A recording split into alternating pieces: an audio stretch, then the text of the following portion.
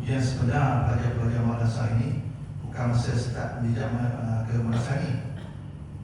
Mula jejak apabila telah disyahadakan dikatakan keluar pada madrasah itu. Itulah mula ujian paling besar sekali.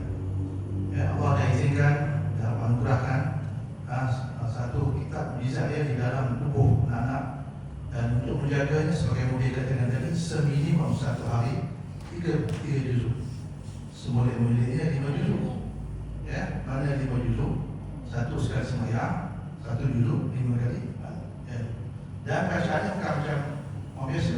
Dulu baca kata dalam dia pun musafir sebagainya, dia boleh membaca. Ya, itulah kelebihan orang yang syahadah ni, kerana dia bergerak, dia boleh baca. Mana orang pun dia boleh membaca. Tapi hati dia masih di Quran. Itu kehebatan orang yang menghafal Quran.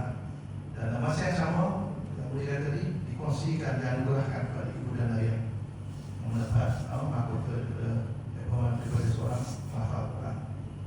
Dan saya rasa itu sahaja ulasan yang saya ni maklumkan kepada ibu dan ayah. Dan akhir sekali, saya mohon yang berada pada majlis pada malam ini, kita doakan ada lagi pelajar kita yang akan disyahadakan yang ke-58 dalam perancangan madrasah pada 22 dan 23 bulan 2 ini.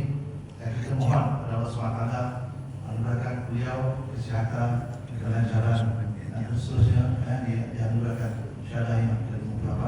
Sama-sama kita doakan kepada beliau. Dan seterusnya saya menjemput Al-Fadhil Ustaz Syah Mudin bersama Ustaz Amirul akan dapat menyampaikan sidi syahadah dan juga semua naskah Quran kepada Megat Najauddin bin Megat Azmi. Bersilakan.